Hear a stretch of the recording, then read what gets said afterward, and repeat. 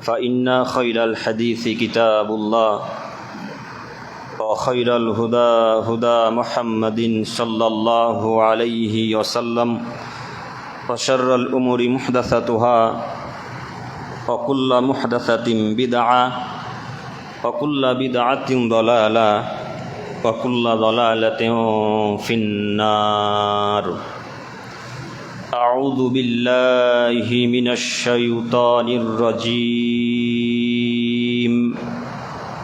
وما آتاكم الرسول فخذوه وما نهاكم عنه فانتهوا واتقوا الله إن الله شديد العقاب الآية عن عائشة رضي الله تعالى عنها قالت قال النبي صلى الله عليه وسلم من أحدث في أمرنا هذا ما ليس منه فهو رد রাহ মুসলিম। প্রশংসা আল্লাহ সুবহানাহু ওয়া তাআলার জন্যই, শান্তি অবতীর্ণ হোক মুহাম্মদ সাল্লাল্লাহু আলাইহি ওয়াসাল্লামের উপর। সম্মানিত মসজিদের মুসল্লিগণ, আজকে আমাদের এই জুমার দিনে সংক্ষিপ্ত সময়ে আলোচ্য বিষয় হচ্ছে ঈদে মিলাদুন্নবী। যদিও আহলে হাদিস অর্বিত এলাকা, তারপরেও আমরা আসলে প্রকৃত আহলে হাদিস নই। যদিও আমরা নিজেকে সালাফি আকীদার মানুষ দাবি করি, কিন্তু আমাদের ধারণায়, আলেম ওলামা ইকরামগণের ধারণায় আমরা প্রকৃত আহলে হাদিস এখন পর্যন্ত হতে পারিনি। কেন? প্রকৃত আহলে হাদিস যদি আমরা হতাম, তাহলে ঈদে মিলাদুন্নবীর অনুষ্ঠানে যখন বিয়ায় ডাকতো তখন বিয়াহের দাওয়াত গ্রহণ করতাম না। কথা বুঝেননি মনে হয়। সাইদাপুরে আপনার মেয়ের বিবাহ দিয়েছেন, ঈদে মিলাদুন্নবীর দিন বলছে বিয়াই আসতে হবে, তখন বলছেন হ্যাঁ যাব আমি, কোনো সন্দেহ নেই। বিয়ায়ের বাড়ি ঈদে মিলাদুন্নবীর দিন খেতে চলে গেলেন, খিচুড়ি খেলেন, জিলাপি খেলেন, বিরিয়ানি খেলেন, আরও কত কি খেলেন। আপনি যদি প্রকৃত আহলে হাদিস হতেন তাহলে আপনার বিয়ায়ের বাড়ি অন্তত সেদিন যেতে পারতেন না। কেন? ঈদে মিলাদুন্নবী পালন করা বেদাত, ওই দিনের খানাও খাওয়া যাবে না, তাহলে ওই বাড়ি যাওয়া যায় কিভাবে? যাই হোক, এইখানে আমরা আবারও আসতে চলেছি। তার আগে জরুরি আমাদের দুইটি কথা মাথাতে রাখতে হবে। যে কোনো মূল্যে এই গ্রামটার নাম কি? বাখরপুর। যে কোনো মূল্যে বাখরপুর এলাকার দিনী ভাই ও বোনদেরকে এই দুইটি বাক্য মাথাতে রাখতে হবে। আল্লাহ নবী সাল্লাল্লাহু আলাইহি সাল্লাম আজ থেকে 1450 বছর পূর্বে তিনি বললেন, আদমের ছেলে মেয়ে তোমরা মনে রেখো, পৃথিবীতে দুটি পাপ রয়েছে, যেই দুটি পাপের নিজস্ব ক্ষমতা রয়েছে। পৃথিবীতে এমন কোনো দ্বিতীয় পাপ নেই যে পাপের নিজস্ব ক্ষমতা রয়েছে। যদিও আপনারা আলেম ওলামা ইকরামগণের মুখে শুনেছেন, আসমানের নিচে জমিনের উপরে সবচাইতে বড় পাপের জগতে দ্বিতীয়তম স্থান অধিকার করেছে পিতামাতার অবাধ্য চলা পাপটি। পাপের জগতে পাপের সিরিয়াল যদি আপনি দিতে শুরু করেন, 1 নম্বরে একটা পাপ শিরক আসবে, 2 নম্বরে পিতামাতার অবাধ্য চলা পাপ আসবে। এত বড় পাপ, তারপরে মুহাম্মদ সাল্লাল্লাহু আলাইহি সাল্লাম একবারের জন্য বললেন না যে যদি কেউ পিতামাতার অবাধ্য চলে তাহলে তার সমস্ত আমল নষ্ট হয়ে যাবে। এ কথা মুহাম্মদ সাল্লাল্লাহু আলাইহি সাল্লাম বলেননি। অথচ পাপ, মহাপাপ, পাপ কিন্তু বিশাল বড় পাপ। আল্লাহ তাআলা বলছেন, পৃথিবীর মানুষ তোমরা মনে রেখো, আমার ইবাদতের পরে পরে তোমরা পিতামাতার সাথে ভালো আচরণ করো। তার মানে আপনি আঁচ করতে পারছেন পিতামাতা কত দামি জিনিস। যাই হোক, আমি সেদিকে যেতে চাইছি না। আমি বলতে চাচ্ছিলাম পাপ কিন্তু কঠিন, বড় পাপ। তারপরেও আপনার পৃথিবীতে এই পাপ কিছু ক্ষতি করতে পারবে না, যা হবে পরকালে দেখা যাবে। পাপের জগতে তৃতীয়তম স্থান অধিকার করেছে মিথ্যা সাক্ষী দেওয়া পাপটি। মিথ্যা সাক্ষী যদি কোনো মানুষ দেয় তাহলে সেই লোকটা পাপের জগতে তৃতীয়তম মহাপাপ করলো। এত বড় পাপ। তারপরে মুহাম্মদ সাল্লাল্লাহু আলাইহি সাল্লাম একবার জন্য বললেন না যে আদমের ছেলেমেয়েরা যদি কেউ মিথ্যা সাক্ষী দেয়, মিথ্যা গাওয়া দেয়, তাহলে তার আমল নষ্ট হয়ে যাবে বা আল্লাহ তাআলা তার এই ক্ষতি পৃথিবীতে করবে, ওই ক্ষতি পৃথিবীতে করবে। এইভাবে মুহাম্মদ সাল্লাল্লাহু আলাইহি সাল্লাম বললেন না। পরকালে যা হবে দেখা যাবে, এ কথা তিনি বলেছেন। কিন্তু যেই দুটি পাপের নিজস্ব ক্ষমতা রয়েছে পৃথিবীতে, তার একটি হচ্ছে শিরক আর একটি হচ্ছে বেদাত। শিরকের ক্ষমতা কি? আপনার বয়স আজকে 45 বছর, 50 বছর, 60 বছর, যেই দিন 10 বছর থেকে আল্লাহ তাআলা আপনার পাপ নেকি লেখা শুরু করেছে, সেদিন থেকে নিয়ে আজ 40 বছর পর্যন্ত 50 বছর যাবত যত নেকি করেছেন, যত সালাত আদায় করেছেন, যত দান খায়রাত সাদকা সিয়াম ইত্যাদি ইত্যাদি যত ইবাদত করেছেন, এতগুলা ইবাদত করার পরে আজকে যদি কোনো মানুষ, কোনো পুরুষ নারী শিরকে লিপ্ত হয়, তো 50 বছর 60 বছরের যত আমল ছিল সব আমল আল্লাহ তাআলা বাতিল করে দিবেন। কথা বুঝেননি মনে হয়? কথা বুঝতে পারছেন? 50 বছরের সৎ আমল আল্লাহ তাআলা বাতিল করে দেবে একটাই শিরকের কারণে। কিন্তু পিতা মাতার অবদ্ধ চললে আল্লাহ তাআলা আমল বাতিল করবেন না, আমল যা থাকবে সেটাই থাকবে, কিন্তু আমল বাতিল হবে না, পরকালে যা হবে দেখা যাবে। কিন্তু শিরকের এত ক্ষমতা, আল্লাহ নবী বলছেন যদি কেউ একটা শিরক করে তার 60 বছরের জীবনে যত সৎ আমল ছিল সব সৎ আমল আল্লাহ তাআলা নষ্ট করে দেবে। এই দেখুন শিরকের ক্ষমতা। আর একটা পাপের ক্ষমতা কি?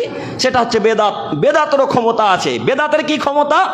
বেদাতের ক্ষমতা হচ্ছে আজকে যদি কেউ জুমার দিনে বা জুমার পরে কেউ বেদাত চালু করে বা বেদাত পালন করে বা বেদাতি কোনো কাজে সাহায্য সহযোগিতা করে, তো আজ থেকে নিয়ে কিয়ামত পর্যন্ত ওই লোকটা যতদিন পৃথিবীতে বেঁচে থাকবে আল্লাহ তাআলা তার কোনো ইবাদত কবুল করবেন না।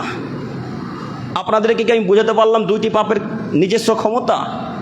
এক, শিরকের নিজস্ব ক্ষমতা হচ্ছে ইবাদত কবুল হতে দেবে না, ইবাদত নষ্ট করে দেবে।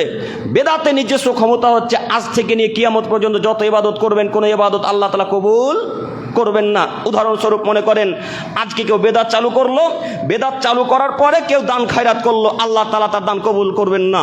বেদাত চালু করার পর কেউ আল্লাহ তাআলার কাছে দোয়া করলো, আল্লাহ তাআলা তার দোয়া কবুল করবেন না। বেদাত চালু করার পর কেউ হজ করতে গেল, আল্লাহ তাআলা তার হজ কবুল করবেন না। এই দেখুন বেদাতের ক্ষমতা। পৃথিবীতে দুটি পাপের শুধু ক্ষমতা আছে, তাছাড়া পৃথিবীর কোনো নিজস্ব ক্ষমতা নেই। তার একটি হচ্ছে শিরক আর একটি হচ্ছে বেদাত।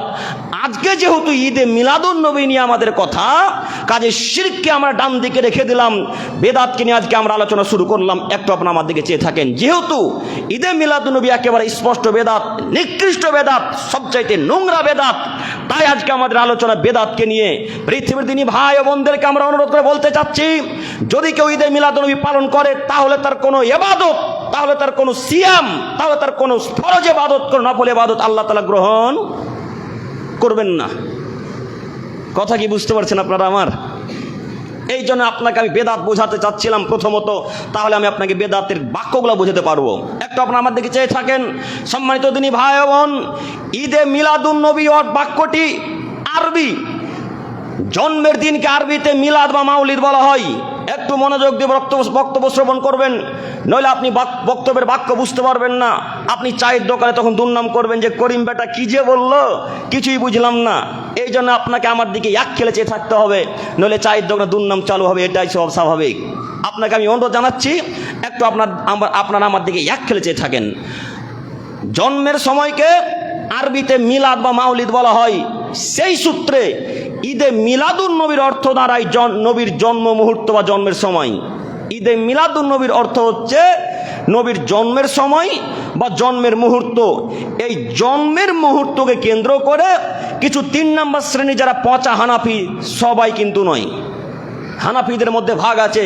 কিছু কিছু হানাফি এত উন্নত মানের হানাফি, তারা শিরকের মুখে লাথি মেরে দেয়, বেদাতের মুখে যা ডাইরেক্ট লাথি মারে, তারা বেদাত পালন করে না। যারা 3 নম্বর শ্রেণীর পচা হানাফি, এই ঈদে মিলাদুন নবীর দিনকে কেন্দ্র করে অজনসিহতের ব্যবস্থা করে। তাই দেখতে পাবেন সাইদাপুরে সেদিন জালসা হয়, জঙ্গিপুরে দেখতে পাবেন গাড়িঘাটে জালসা হয়, আর সাহেব বাজার দেখতে পাবেন সেদিন জালসা হয়, ইত্যাদি ইত্যাদি সেদিন জালসা হয়, অজনসিহতের ব্যবস্থা হয়। সেই দিন জালসা করার পরে সকলে মিলে একত্রিত হয়ে খাবার আয়োজন করে। কেউ বিরিয়ানি দেয়, কেউ জিলাপি দেয়, কেউ খিচুড়ি দেয়।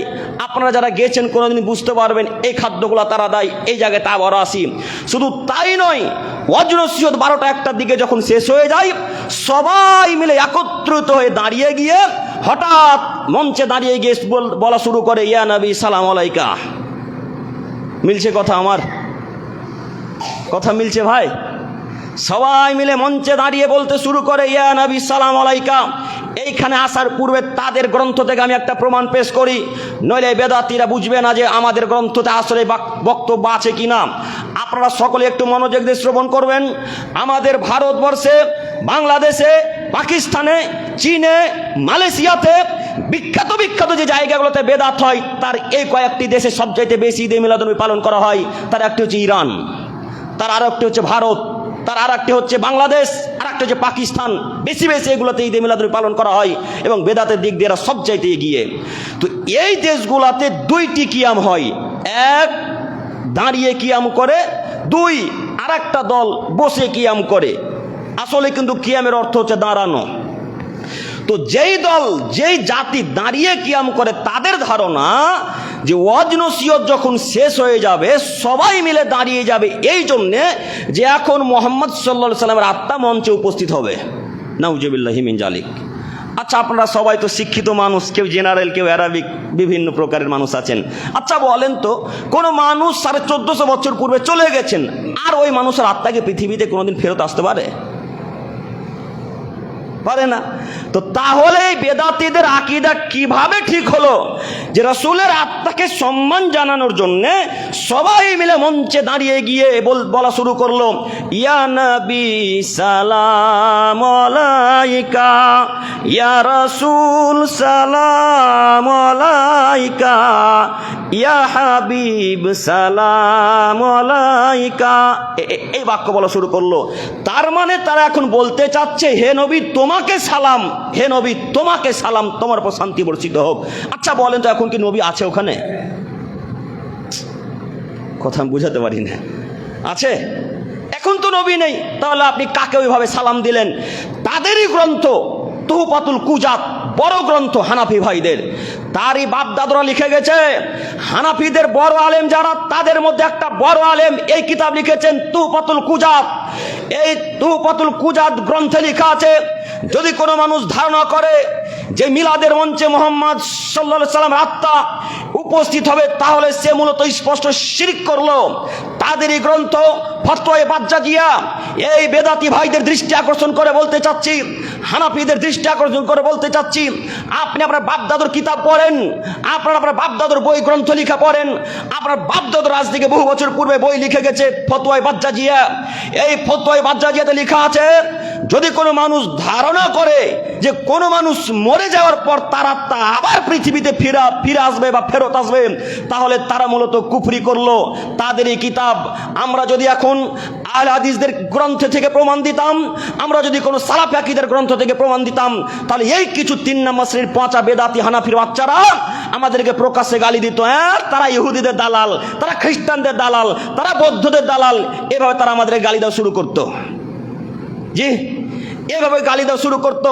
তো আমি তো হানাফিদের কিতাব ছাড়া অন্য কিতাব ছাড়া প্রমাণ দিলাম না, আমি তো হানাফিদের কিতাব থেকে প্রমাণ দিচ্ছি।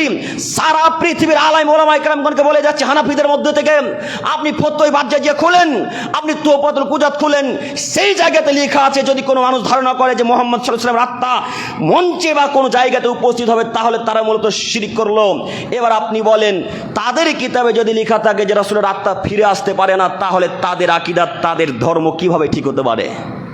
তাদের আমল কিভাবে ঠিক হতে পারে? অসম্ভব, কখনো নয়। শুধু তাই নয়, বর্তমান তিরমিজির একটা সহিহ হাদিস আপনাকে পেশ করে দেখাই। মুহাম্মদ সাল্লাল্লাহু আলাইহি সাল্লাম এইভাবে চলে আসছেন। এ ভাই রে, মুখ নিচের দিকে রাখবেন, একটু আমার দিকে দেখেন, চোখ বন্ধ রাখিয়েন না। জুমার দিন শুধু একদিন সালাত আদায় করতে এসেছেন, জুমার এক ওয়াক্ত সালাত আদায় করতে এসে ঘুমাতে হয় না, একটু লজ্জা থাকা উচিত। একটু হায়া করেন, একটু বোধগম্য রাখেন। এক ওয়াক্তের সালাত আদায় করতে এসেছে, আসরে তো আর আসবেন না, কেন ঘুমাচ্ছেন আপনি? লজ্জা লাগে না একটু আপনার? এক খেলা আমার দিকে চেয়ে থাকেন, আপনাকে আমি দেখাচ্ছি হাদিস। মুহাম্মদ সাল্লাল্লাহু আলাইহি সাল্লাম এইভাবে চলে আসছেন, তো সাহাবা একরামগণ সকলে মিলে একত্রিত হয়ে বসে আছেন। তো রাসূল যখন প্রবেশ করছেন তাদের মধ্যে, দলের ভেতরে, তখন একটা সাহাবী দাঁড়িয়ে গিয়ে রাসূলকে সম্মান জানাতে চাইলেন। সঙ্গে সঙ্গে দাঁড়িয়ে গিয়ে আল্লাহ নবীকে বলেন, আল্লাহ নবী আপনাকে স্বাগতম, আপনাকে সম্মান জানাচ্ছি। তখন মুহাম্মদ সাল্লাল্লাহু আলাইহি সাল্লাম জোর গলায় ধমক দিয়ে বলছেন, এই বসো, কে তোমাকে দাঁড়াতে বললো? তোমরা আমাকে ভালোবাসো, এতটুকু যথেষ্ট। কে দাঁড়াতে বললো? বসে যাও, আমাকে সম্মান জানাতে হবে না। তোমরা কি চাও যে আমাকে জাহান্নামে পাঠাবা? তোমরা কি চাও যে আমি জাহান্নামে যাই? যদি এটা না চাও, তাহলে তোমরা আমাকে এভাবে সম্মান দিও না। বর্তমান স্কুল কলেজ বিশ্ববিদ্যালয়ে আপনারা দেখতে পাবেন, শিক্ষক ঢুকলে সকল ছাত্রছাত্রীরা দাঁড়িয়ে গিয়ে তাকে স্বাগতম জানাই, ওয়েলকাম জানাই, দেখতে পান না? এভাবে নীতি হারাম, এ নীতি চলবে না, শরীয়তে নাজায়েজ। এবার আপনারা বলেন, শিক্ষিত মানুষ, যদি রাসূলের জীবদ্দশায় নিজে একটা সাহাবীকে ধমক দিয়ে জোর গলায় বসিয়ে দিতে পারেন, তাহলে তার আত্মাকে সম্মান জানানো জায়েজ কিভাবে হতে পারে? কিভাবে হতে পারে? আমি মনে হয় আপনাদেরকে কথা বুঝাতে পারি না, নাকি? কথা বুঝতে পারছেন ভাই? জীবদ্দশায় তিনি একটা সাহাবীকে সাহাবী মানে বুঝলেন, তারা এদিক ওদিক করবে না, তার নাম সাহাবী। যা বলবেন সেটাই আমল করবে। সাহাবীকে ধমক দিয়ে গায়ে হাত ধরে, বসো, কেন তুমি দাঁড়ালে, কে বলো সম্মান জানাতে হবে এভাবে? তো জীবিত মানুষকে যদি সম্মান জানানো না যায়, আত্মাকে কেমনে সম্মান জানাবেন? আত্মা তো আসবেই না পৃথিবীতে। তার মানে তাদের আকীদাটাই ভুল। এই জন্য আমি আপনাদেরকে বলে যাচ্ছি, এই নীতি বাতিল করতে হবে। রসুলের আত্মা কোশ্চিন কালে ফিরে আসবে না। শুধু রসুলের আত্মা কেন, পৃথিবীতে যখন কোনো মানুষ এহকাল ছেড়ে পরকালে পাড়ি দেয়, কোনো মানুষের আত্মা কোশ্চিন কালে পৃথিবীতে ফিরে আসা সম্ভব নয়। আজকে থেকে মাথাতে থাকবেন ইনশাল্লাহ। তাহলে আজকে থেকে দাঁড়িয়ে কিয়াম হোক আর বসে কিয়াম হোক, কিয়ামের মুখে লাথি মেরে দিয়ে আজকে তওবা করে রসুলের আল্লাহর পথে ফিরে আসবো ইনশাল্লাহ। হবে না ইনশাল্লাহ? ইনশাল্লাহ বলেন ইনশাল্লাহ। নীতি পরিবর্তন করতে হবে। আপনি আহলে হাদিস মানুষ, আপনি কেন হানাফিদের গ্রন্থে গেলেন? আপনি কেন বেদাতীদের দিকে গেলেন? আপনি তো প্রকৃত আহলে হাদিস, আমি আপনার দিনী ভাই। শুধু তাই নয় আব্দুল করিম ভাই, আচ্ছা আপনি যে এত জোরালো কণ্ঠে বলছেন যে ঈদে মিলাদুন্নবী বেদাত, তাহলে ঈদে মিলাদুন্নবী চালু হলো কখন থেকে? একটা প্রশ্ন থাকে না মনে?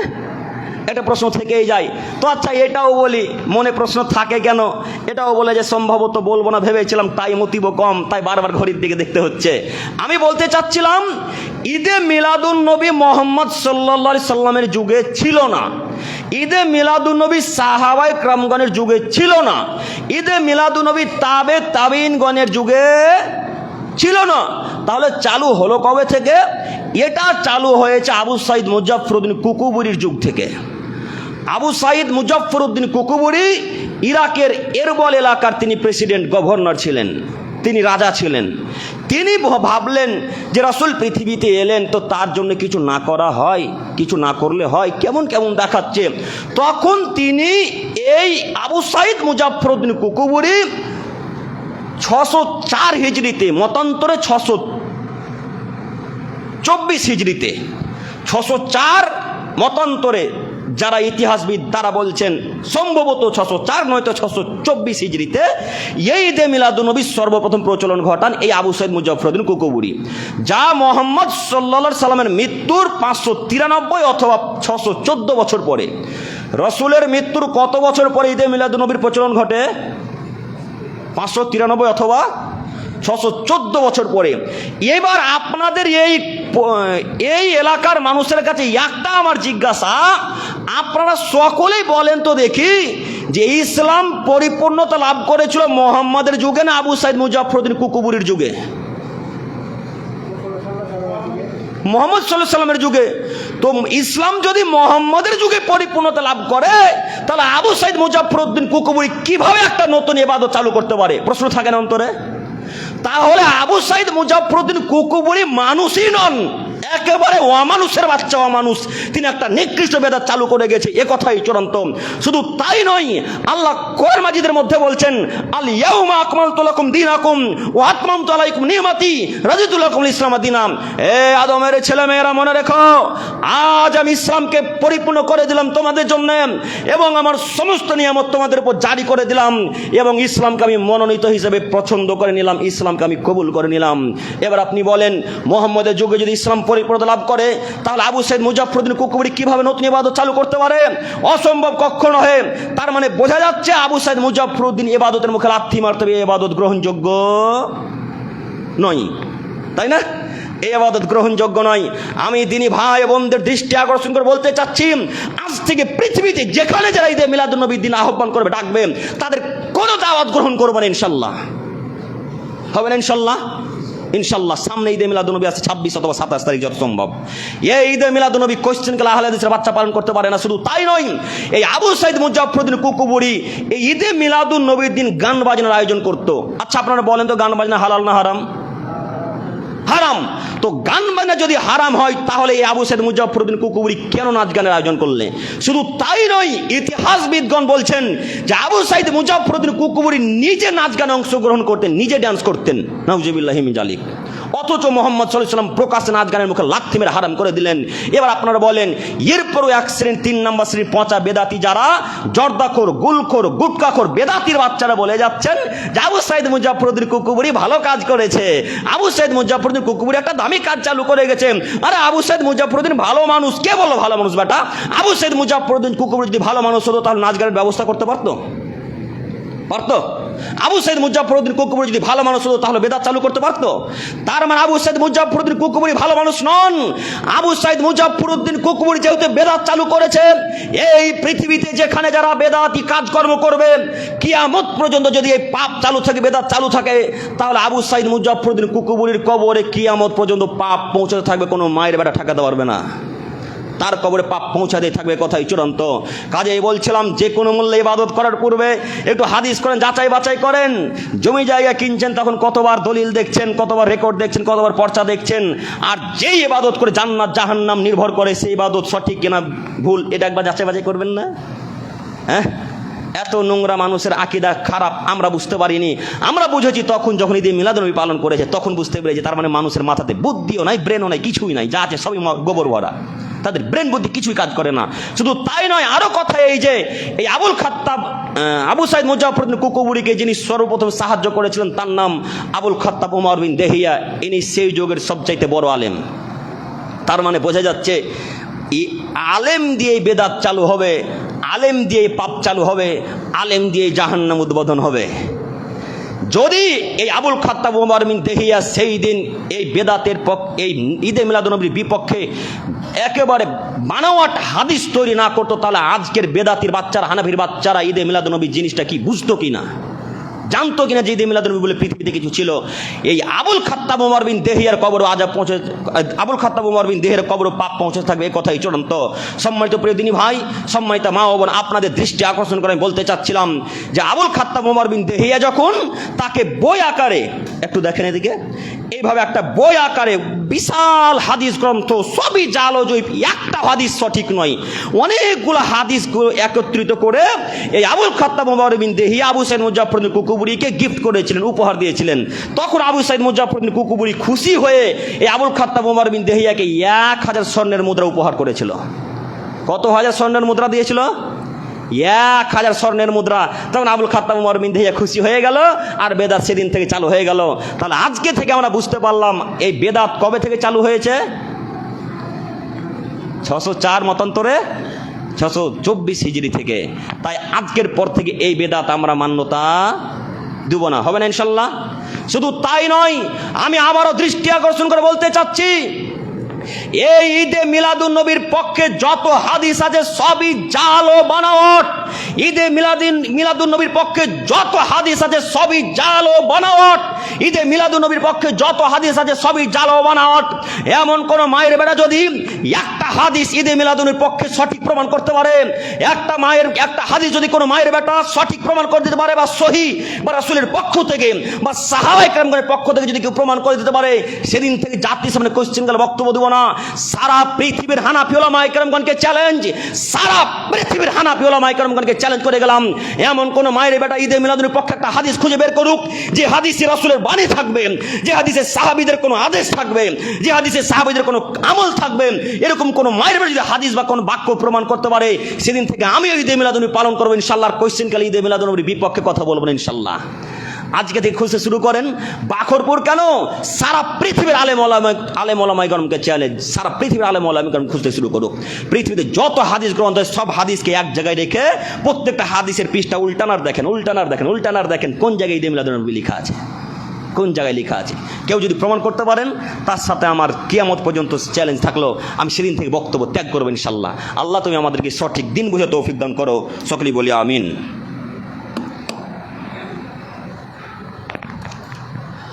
হামেদান মুসল্লিয়ান আম্মা বাদ। সম্মানিত প্রিয় দর্শক ও শ্রোতা মণ্ডলী, সম্মানিত মা ও বোনেরা, আমি বলছিলাম ঈদে মিলাদুন্নবী। এবার একটা হাদিস পেশ করি, তাহলে বুঝতে আরো সুবিধা হবে। আয়েশা রাদিয়াল্লাহু তাআলা আনহা বলেন, রাসূল সাল্লাল্লাহু আলাইহি ওয়াসাল্লাম বলেছেন, মান আহদাসা ফি আমরিনা হাদা মা লাইসা মিনহু ফাওয়ারাদ।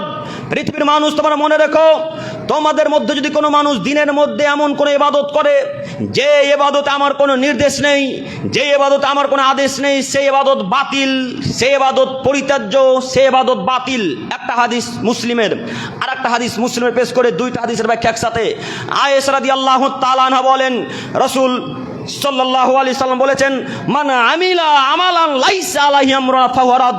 পৃথিবীর মানুষ, তোমাদের মধ্যে যদি কোনো মানুষ এমন ইবাদত করে, এমন আমল করে যে আমলে আমার কোনো আদেশ নেই, যে আমলে আমার কোনো নির্দেশ নেই, সে আমল বাতিল, সে আমল বাতিল, সে আমল বাতিল। এবার আমি আপনাদের কাছে জিজ্ঞাসা করি যে ঈদে মিলাদুন নবীর পক্ষে এমন একটা হাদিস বের করেন যে বাক্যতে রাসূল সাল্লাল্লাহু আলাইহি সাল্লাম বলেছে ঈদে মিলাদুন নবী পালন করতে হবে, বা সাহাবায়ে কেরামগণ বলেছেন। কথা বুঝেননি? রাসূল সাল্লাল্লাহু আলাইহি সাল্লাম বললেন, পৃথিবীর মানুষ মনে রেখো, যদি কোনো ইবাদত করতে হয় তাহলে সেই ইবাদতে আমার আদেশ থাকতে হবে। সালাত আদায় করছেন কেন? রাসূল বলেছে তাই। যাকাত দিচ্ছেন কেন? রাসূল বলেছে তাই। হজে যাচ্ছেন কেন? রাসূল বলেছেন তাই। ফকিরকে টাকা পয়সা দিচ্ছেন কেন? আল্লাহ আদেশ করেছেন তাই। মায়ের সাথে ভালো আচরণ করছেন কেন? আল্লাহ আদেশ করেছেন তাই। তো ঈদে মিলাদুন নবী যখন আমল করছেন তখন আল্লাহ কি রাসূল বলেছে এটা দেখবেন না? হ্যাঁ, তখন দেখার প্রয়োজন হয় না? কে বললো ঈদে মিলাদুন নবী জায়েজ? অসম্ভব, কখনোই। সম্মানিত তিনি ভাই, সম্মানিত প্রিয় দর্শক, সম্মানিত তিনি ভাই ও বোনেরা, আমি বলতে চাচ্ছিলাম ঈদে মিলাদুন নবীর পক্ষে একটা হাদিস সঠিক নয়। যত হাদিস আছে সব আবুল খাত্তাব ওমর বিন দেহিয়ার তৈরি, যত হাদিস আছে সব আবুল খাত্তাব ওমর বিন দেহিয়ার তৈরি। এই আবুল খাত্তাব ওমর বিন দেহিয়া পাপী মানুষ, খারাপ মানুষ, তার একটা হাদিস গ্রহণযোগ্য নয়, তার একটাও হাদিস মানা যাবে না। তাই বলছিলাম ঈদে মিলাদুন নবীর মুখে আজকে থেকে ছুঁড়ে ফেলে দিতে হবে, আজকে থেকে ঈদে মিলাদুন নবী পালন করা যাবে না। যদি ঈদে মিলাদুন নবী পালন করা জায়েজ বা সুন্নাত বা আর কিছু প্রমাণ করতে হয়, তাহলে মুহাম্মদ সাল্লাল্লাহু আলাইহি সাল্লামকে আবার পৃথিবীর বুকে ফিরে আসতে হবে। মুহাম্মদ সাল্লাল্লাহু আলাইহি সাল্লাম পৃথিবীর বুকে ফিরে এসে বলবেন, এই মক্কার জনগণ, এই মদিনার অধিবাসীরা, তোমরা মনে রেখো, আমি সেই দিন বিদায় হজের ভাষণে এই বাক্য বলতে ভুলে গেছিলাম যে ঈদে মিলাদুন নবী পালন করা যাবে না। আমি সেদিন এই কথা বলতে ভুলে গেছিলাম যে ঈদে মিলাদুন নবী পালন করা যাবে না। আজকে আমি আবার কথা ফিরিয়ে নিয়ে বলছি যে ঈদে মিলাদুন নবী পালন করবে। আজকে আবারও বলে যাচ্ছি আমি মুহাম্মদ সাল্লাল্লাহু আলাইহি সাল্লাম যে আজকে থেকে তোমরা ঈদে মিলাদুন নবী পালন করবে। যদি মুহাম্মদ সাল্লাল্লাহু আলাইহি সাল্লাম আরবের বুকে, মদিনার বুকে বা ভারতবর্ষে এসে বলেন যে ঈদে মিলাদুন নবী পালন করা যাবে বা সুন্নাত বা জায়েজ, তাহলেই পালন করা যাবে। আর যদি মুহাম্মদ সাল্লাল্লাহু আলাইহি সাল্লাম এই বাক্য না বলে, তাহলে কোশ্চেন কালে ঈদে মিলাদুন নবী পালন করা যাবে না। যেহেতু মুহাম্মদ সাল্লাল্লাহু আলাইহি সাল্লাম পৃথিবীতে আসবেন না, কাজে ঈদে মিলাদুন নবী সুন্নাত হওয়ার ব্যাপারে কোনো প্রশ্ন আসে না। কথা বুঝেননি? ঈদে মিলাদুন নবী সুন্নাত হওয়ার প্রশ্ন আসে না। যদি আপনারা শিক্ষিত হন তাহলে আমার বক্তব্য এতটুকুই যথেষ্ট। আর যদি আপনারা নিজে মাথাতে গোবর ভরে রাখেন, যদি মনে করেন গোরামি থাকে অন্তরে, তাহলে আমি কেন সারা পৃথিবীর আলেম ওলামা কেরামগণ যদি আপনাকে বোঝাই, আপনি বুঝার চেষ্টা করবেন না, আপনি মানতেও চাইবেন না। যাই হোক, আমি আপনাকে বলতে চাচ্ছিলাম নীতি পরিবর্তন করতে হবে। যেহেতু মুহাম্মদ সাল্লাল্লাহু আলাইহি সাল্লাম পৃথিবীতে কোনোদিন আসবেন না, কাজে ঈদে মিলাদুন নবী সুন্নাত হওয়ার ব্যাপারে প্রশ্ন কোনোদিন থাকবেই না। একেবারে বেদাতি কথা, নোংরা কথা। সম্মানিত প্রিয় দিনী ভাই, আপনাদের একটা চ্যালেঞ্জ দিয়েছিলাম, চ্যালেঞ্জটা গ্রহণ করলেন কি? যদি চ্যালেঞ্জ গ্রহণ হয় তো লাইভ দেখে নিয়ে আবার বা বক্তব্যের ভিডিওটাকে কাট করে নিয়ে আমার সাথে বসে বলবেন যে আব্দুল করিম এই যে কথা বলেছিলেন, তো ঈদে মিলাদুন নবীর পক্ষে এই যে হাদিস, যেই দিন আপনারা হাদিস সঠিক দেখিয়ে দিতে পারবেন বা আয়াত কোরআন মাজিদের আয়াত দেখিয়ে দিতে পারবেন, সেদিন থেকে আমি আব্দুল করিম বিন আমিনুল ইসলাম জাতির সামনে কথা বলাই ত্যাগ করে দেবো ইনশাল্লাহ। আপনাদের সাথে আমার ওয়াদাবদ্ধ হলো, আর কথা বলবো না। এমনি জোর গলায় কথা বলি, এমনি জোর গলায় কথা বলছি, আয়াত আছে, প্রমাণ আছে, তার জন্য এত জটিল কঠিনভাবে বলা। দেখবেন আয়াত, দেখবেন আয়াত। মহান আল্লাহ তাআলা বলেন, ওয়া মা তাকুমুর রাসূলু, পৃথিবীর মানুষ, আমার রাসূল যা দিয়েছেন ফাখুদুহু, তা গ্রহণ করো। ওয়া মা নাহাকুম আনহু ফান্তাহু, আমার রাসূল যা নিষেধ করেছেন তা বর্জন করো। ওয়াত্তাকুল্লাহ, আল্লাহ তাআলাকে ভয় করো। ইন্নাল্লাহা শাদীদুল ইকাব, আল্লাহ তাআলা কঠিন শাস্তিদাতা। আল্লাহ নবীকে আল্লাহ তাআলা বলছেন, এ মুহাম্মদ সাল্লাল্লাহু আলাইহি সাল্লাম, সারা পৃথিবীর মানুষকে আপনি বলেন, আমি মুহাম্মদ সাল্লাল্লাহু আলাইহি সাল্লাম যা দিয়েছি তা তোমরা গ্রহণ করো, আমি যা নিষেধ করেছি তা তোমরা বর্জন করো। এবার আপনি বলেন, রাসূল দিয়েছেন সালাত, রাসূল দিয়েছেন যাকাত, রাসূল দিয়েছেন সিয়াম, রাসূল দিয়েছেন দান সাদকা আর ইত্যাদি ইত্যাদি ইবাদত।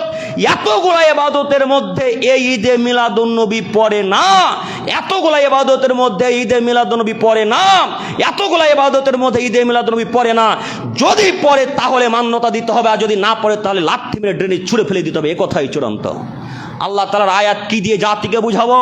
আল্লাহর বাক্য জাতি বোঝার প্রয়োজন মনে করে না। তিনি বলছেন, জনগণ যদি আমার রাসূল না দিয়ে থাকে তাহলে তা গ্রহণ করো না, তা ছুঁড়ে ফেলে দাও। ছুঁড়ে ফেলেছেন? ফেলেননি। আপনার বাড়িতে তো এখনও বেদাত চালু হয়, এখনও বেদাত আছে। কি বেদাত? আব্দুল করিম হিসাবে আমরা আহলে হাদিস মানুষ, আহলে হাদিস তার জন্য বুক ফুলিয়ে কথা বলছেন। দেখবেন বেদাত আপনাকে দেখাবো। ওই যে বাড়িটা উদ্বোধন করছিলেন গতকালকে, তখন বাড়িটা উদ্বোধন করার সময় ইমাম সাহেব ডাকলেন কেন? হাফেজ সাহেব ডাকলেন কেন? কেন হাফেজ দিয়ে এই বাড়ি উদ্বোধন করতে হবে? শুধু তাই, ওই যে ট্র্যাক্টর সেদিন কিনে নিয়ে এলেন, ট্র্যাক্টরটা চালাবার পূর্বে আগে হুজুর দিয়ে কি দোয়াখানি করলেন, তারপরে ফুল দিয়ে তারপরে ট্র্যাক্টর চালা শুরু করলেন। বলেন কে আপনাকে শিখাবে বেদাত? আমার কথা মিলে না মনে হয়? কথা মিলে? আমার কথা না মিললে ছুঁড়ে ফেলে দিতে হবে। আমি আমার পক্ষ থেকে কথা বলতে আসিনি। সম্মানিত প্রিয় দর্শক, সম্মানিত প্রিয় দিনী ভাই ও বোন, আমি আপনাদের দৃষ্টি আকর্ষণ করে বলতে চাচ্ছি, আজকে থেকে ঈদে মিলাদুন্নবী, আজকে থেকে আমরা আর মান্যতা দেবো না ইনশাল্লাহ। ইনশাল্লাহ। শুধু তাই নয়, আব্দুল করিম সাহেব আমরা তো মানি না। জি হ্যাঁ, এতটুকু আমিও জানি। বাখরপুরের মানুষ আহলে হাদিস মানুষ, বাখরপুরের মানুষ সালাফি আকীদার মানুষ, এতটুকু জানি। কিন্তু বিহায় আর বিহান যখন ডাকে তখন আর মান্যতা দিতে পারি না। যখন জামায়ে ডাকে তখন আর মান্যতা দিতে পারি। কথা মিলল না, না? তখন আর মান্যতা দিতে পারি না। বিহা আপনার মেয়ের বিবাহ দিয়েছেন সাইদাপুরে, জঙ্গিপুরে, সাহেব বাজারে আর ইত্যাদি ইত্যাদি জায়গাতে, যারা করে বেদাতিদের আখড়া, বেদাতিদের ওখান থেকে শুরু হয় বেদাত, শিরক ওখান থেকে শুরু হয়। ওখানে চলে গেলেন সেই দিন কেন? কেন চলে গেলেন? সারা পৃথিবী একদিকে হয়ে যাবে, হয়ে যাক, আমি আব্দুল করিম ইসলাম একাই একদিকে থাকবো, এর নাম আহলে হাদিস। সারা পৃথিবী বেদাতের দিকে চলে যাবে, চলে যাক, আমি আব্দুর রহমান একাই একদিকে থাকবো, এর নাম সালাফি আকীদার মানুষ। কে বলল আপনি আহলে হাদিস? কে বলল আপনি সালাফি আকীদার মানুষ? আপনি বেদাতির সাথে মিশে গেছেন। নইলে আপনার বাড়িতে বেদাতি আশ্রয় পায় কি হিসাবে? আলী রাদিয়াল্লাহু তাআলা আনহু বলেন, মুহাম্মদ সাল্লাল্লাহু আলাইহি সাল্লাম যা বলেছেন প্রত্যেকটা কথা আমি আমার কাগজে লিপিবদ্ধ করে রেখেছি। আলী রাদিয়াল্লাহু তাআলার একটা কাগজ ছিল, তিনি লিপিবদ্ধ করতেন। তো যা বলেছেন আমি প্রত্যেকটা কথা লিপিবদ্ধ করে রেখেছি। লিপিবদ্ধ করার পরে আবু আলী রাদিয়াল্লাহু তাআলা বলছেন, আল্লাহর নবী বলেছেন মদিনা হতে হারাম পর্যন্ত, আয়ের হতে সাওর পর্যন্ত, এগুলো জায়গার নাম। মদিনা হতে হারাম পর্যন্ত, আয়ের হতে সাওর পর্যন্ত, এই মধ্যবর্তী জায়গাতে যে কেউ যদি বেদাতিকে সম্মান করে, বেদাতিকে আশ্রয় দেয়, বেদাতিকে ভালোবাসে, তাহলে তার উপর আল্লাহর লানত, তার উপরে ফেরেশতাগণের লানত, তার উপর সারা পৃথিবীতে যত মুমিন পুরুষ নারী আছে সকলের লানত। শুধু তাই নয়, তার ফরজ, তার নফল কোনো ইবাদত আল্লাহ তাআলা গ্রহণ করবেন না। মুত্তাফাকুন আলাইহি, হাদিস বুখারী মুসলিম। কি করবেন হাদিস? হাদিসটাকে কি করবেন? সকালবেলায় দাঁত পুড়িয়ে দাঁত মাজবেন নাকি? কখন মান্যতা দেবেন? বেদাতির সাথে এত সম্পর্ক কেন আপনার? বেদাতির আপনার সব থেকে চরম শত্রু আপনি জানেন না? আহলে হাদিস এলাকায় যদি কখনো প্রোগ্রাম হয় আর বেদাতিরা যদি জানতে পারে যেটা আহলে হাদিস প্রোগ্রাম, তাহলে তারা থানাতে অবজেকশন জানিয়ে প্রোগ্রামটাকে ক্যান্সেল করায়। তার নাম বেদাতি মানুষ। কোনো হিন্দু আজ পর্যন্ত প্রোগ্রাম বন্ধ করেছে এটা আমার মনে পড়ে না, তবে বেদাতিরা আমাদের হাজারো প্রোগ্রাম ক্যান্সেল করেছে। আপনার মালদা জেলার ওই কালিয়াচক থানার অন্তর্গত পাশে একটা গ্রাম আছে মুথরাপুর, নাম শুনেছেন? যেখানে কদিন আগে খুব ঝামেলা হচ্ছিল। মুথরাপুর প্রোগ্রাম ছিল 2024 কিংবা 25 যত সম্ভব প্রোগ্রামে যাব। মাগরিব আসরের কিছুক্ষণ আগে ফোন করে বলা হচ্ছে, আব্দুল করিম ভাই যত প্যান্ডেল ছিল সব প্যান্ডেলকে বেদাতিরা ভেঙে চূর্ণ বিচূর্ণ করে দিয়েছে। শুধু শুনেছে যে আমরা যাচ্ছি তার কারণে, আমরা শিরক বেদাতের বিরুদ্ধে কথা বলি তার কারণে। যাই হোক, আমি বলতে চাচ্ছিলাম আজকে থেকে ঈদে মিলাদুন্নবী আমরা মান্যতা দেব না ইনশাল্লাহ। হবে না ইনশাল্লাহ? সম্মানিত দিনী ভাই, তাহলে এক শ্রেণীর মানুষ বলবে, আমার হাতে 2 মিনিট সময়, একটু আপনার আমার দিকে চেয়ে থাকেন। এক শ্রেণীর মানুষদেরকে দেখবেন যেমন ঈদে মিলাদুন্নবীর দিন আসবে সকলে একেবারে মাথাতে একটা ব্যাজ বাঁধবে, লা ইলাহা ইল্লাল্লাহ, আর এইভাবে একবার গর্দান দিয়ে ঘাড় দিয়ে ঝুলে থাকবে একটা পতাকা, যেখানে থাকবে ইয়া নবী, যেখানে লেখা থাকবে ইয়া আলী, আরও ইত্যাদি ইত্যাদি লেখা থাকে। দেখেননি? যদি দেখে থাকেন তো হ্যাঁ বলবেন। তো তারাকে দেখবেন একটা ট্র্যাক্টরের উপরে একটা বক্স ভাড়া করে, বক্সকে বেঁধে খুব দিন রাত সেই দিন গজল বাজাবে, জালসা বাজাবে, আর বেদাতিদের কথা বাজাবে, আর বারবার বলতে থাকবে নবী কা দামান नहीं छोड़ेंगे, সরকার কা দামান नहीं छोड़ेंगे, নবী কা দামান नहीं छोड़ेंगे। এইভাবে আরও কত কি তারা বাক্য বলে। আচ্ছা বলেন তো, একদিন মোহাম্মদ সাল্লাল্লাহু আলাইহি সাল্লামকে ভালোবেসে পরকালে রেহাই পাওয়া যাবে? হ্যাঁ? আপনি যদি কোনো জাতিকে ধ্বংস করতে চান তাহলে তাদেরকে দিনের মধ্যে আবদ্ধ করে দেন, দিনের মধ্যে বেঁধে দেন, তাহলে তারা ওই জাতি এমনি ধ্বংস হয়ে যাবে। উদাহরণস্বরূপ, আপনি যদি খ্রিস্টানদেরকে ধ্বংস করবে মনে করেন, তাহলে তাদেরকে কোনো একটা তারিখের মধ্যে, কোনো একটা দিনের মধ্যে বেঁধে দেন, তাহলে তারা ধ্বংস হয়ে যাবে। ঠিক ওইভাবে খ্রিস্টানদেরকে দেখবেন যেদিন 25শে ডিসেম্বর সেদিন তারা সবাই গির্জাঘরে যাবে। 25শে ডিসেম্বর যেমন শেষ, গির্জাঘর খালি, আর গির্জাঘরে একটা লোক থাকবে না, দেখেছেন? আর কোনোদিন গির্জাঘরে যাবে না, আবার ঘুরিয়ে 25শে ডিসেম্বরে যাবে। উদাহরণস্বরূপ আরও একটা দিই, হিন্দু ভাইদের আকিদা দেখেন, যেদিন দুর্গাপূজা কালী পূজা সেদিন মন্দিরে লোক আঁটবে না, একেবারে থই থই করবে হাজার হাজার লোক। যেমন দুর্গাপূজাকে জলে ভাসতে দিল তেমন তারাও শেষ, দুর্গাপূজাও শেষ। তাহলে তাদের ধর্ম টিকে থাকলো? আপনি মুসলিম ধর্ম ইসলাম ধর্মটাকে ধ্বংস করেছেন। ঈদে মিলাদুন্নবীর দিন কত নাচ গান, কত ইবাদত, কত কি করলেন। যেমন ঈদে মিলাদুন্নবী রাত্রি পার হয়ে গেল, আপনিও পার, মসজিদ খালি, আর আপনাকে দেখতে পাওয়া যায় না। ঠিক শবে বরাতের দিনও তাই, শবে বরাতের সারা রাত্রি সিয়াম সালাত আদায় করলেন, সারা দিন ইবাদত করলেন, শবে বরাতের দিন যেমনই শেষ, আপনিও শেষ, মসজিদ ফাঁকা। তো বলেন ইসলামকে ভালোবাসা হলো? ইসলামকে ভালোবাসতে হলে কিয়ামত পর্যন্ত ভালোবাসতে হবে। রাসূলের প্রতি ভালোবাসা দেখাতে হলে কিয়ামত পর্যন্ত ভালোবাসা দেখাতে হবে। এর নাম প্রকৃত আহলে হাদিস, এর নাম সালাফি আকীদার মানুষ। সম্মানিত দিনী ভাই, তারা বলে আমরা ওই আশিকে রাসূল তাই এগুলো করি। আচ্ছা, আশিকে রাসূল কে বলতে পারেন? আশিকে রাসূল তো তারাই যারা রাসূলের সুন্নাতকে মেনে চলে, তাই না? আশিকে রাসূল তো সেই যে রাসূলের প্রত্যেকটা কথাকে অক্ষরে অক্ষরে মান্যতা দেয়। তো যারা ব্যাজ কপালে বেঁধেছে আর ওই বক্সের রাস্তাতে জঙ্গিপুর, সাইদাপুর, সাহেব বাজারে ঘুরে বেড়াচ্ছে, এদেরকে খোঁজ নিয়ে দেখেন, মুখের দিকে তাকান, কারোর মুখে দাড়ি নেই। কিসের আশিকে রাসূল? হ্যাঁ, যারা সেই দিন জালসার আয়োজন করে তাদের সবার প্যান্ট টাকুর নিচে থাকে, বলেন ও কিসের আশিকে রাসূল? তাই তো আমি গত বছর জুমার খুতবাতে বা জালসাতে বলেছিলাম, আরে বেটা তুমি আশিকে রাসূল নও, তুমি আশিকে শয়তান। তুমি শয়তানকে ভালোবাসো, তুমি রাসূলকে ভালোবাসো না। তুমি যদি রাসূলকে ভালোবাসে তাহলে তোমার মুখে দাড়ি থাকতো, তুমি কিসের আশিকে রাসূল বেটা? তুমি যদি রাসূলকে ভালোবাসতে তাহলে তোমার প্যান্টটা টাকুর উপরে থাকতো, তুমি কিসের আশিকে রাসূল? তুমি যদি রাসূলকে ভালোবাসতে তাহলে তুমি 5 ওয়াক্তের সালাত আদায় করতে। তুমি তো রাসূলকে ভালোবাসো না, তোমার সালাত নেই, সিয়াম নেই, যাকাত নেই, দান খায়রাত নেই, মাকে ভালোবাসো না, বাপকে ভালোবাসো না, তুমি পাড়া প্রতিবেশীকে গালি দাও, তুমি কখন আশিকে রাসূল হলে? তুমি আশিকে রাসূল নও, তুমি আশিকে শয়তান, তুমি আশিকে শয়তান, তুমি আশিকে শয়তান, তোমরা আশিকে শয়তান, তোমরা আশিকে রাসূল নও। আশিকে রাসূল ছিলেন আবু বকর সিদ্দিক, আশিকে রাসূল ছিলেন উমর, আশিকে রাসূল ছিলেন আলী, আশিকে রাসূল ছিলেন সাহাবায়ে কেরামগণ। আল্লাহ নবী যা বলতো অক্ষরে অক্ষরে মান্যতা দেওয়ার চেষ্টা করতো, তারা হলো প্রকৃত আহলে হাদিস, তারা হলো প্রকৃত আশিকে রাসূল। আপনি আশিকে রাসূল নন। তাহলে আশিকে রাসূল আজকে থেকে যদি দাবি করেন তাহলে কি করতে হবে? কি করতে হবে? দাড়ি ছেড়ে দিতে হবে। আশিকে রাসূল আজকে থেকে দাবি করলে প্যান্টটা এখন উপরে পড়তে হবে। আশিকে রাসূল যদি দাবি করেন তাহলে আজকে থেকে সালাত আদায় করতে হবে। আশিকে রাসূল যদি দাবি করেন তাহলে পিতা মাতার সাথে ভালো আচরণ করতে হবে।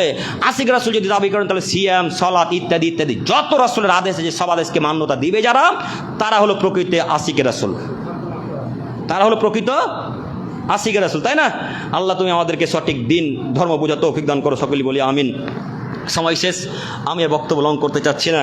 আমি এত তাড়াতাড়ি কথাগুলো বলার চেষ্টা করলাম, তারপর আমি সম্পূর্ণ শেষ করতে পারলাম না।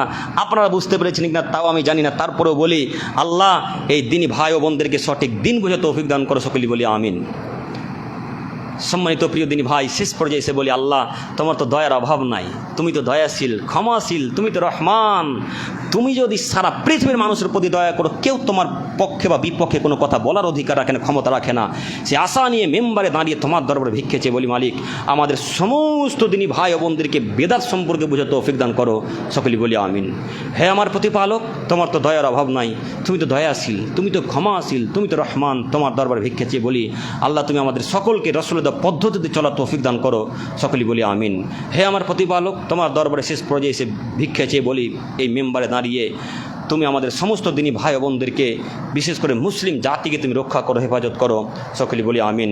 আল্লাহ আমার বড় নির্যাতিত, অপমানিত, লাঞ্ছিত যেখানে যাই আমরা অপমানিত হতেই থাকি। আল্লাহ এই আশা নিয়ে তোমার দরবারে ভিক্ষা চাইছি, আমাদের পক্ষে এমন একটা নেতা প্রেরণ করো যে নেতা আমাদের পক্ষে হয়ে বাতিলের বিরুদ্ধে কথা বলবে, এরকম একটা নেতা তুমি আমাদেরকে দান করো, সকলেই বলি আমিন।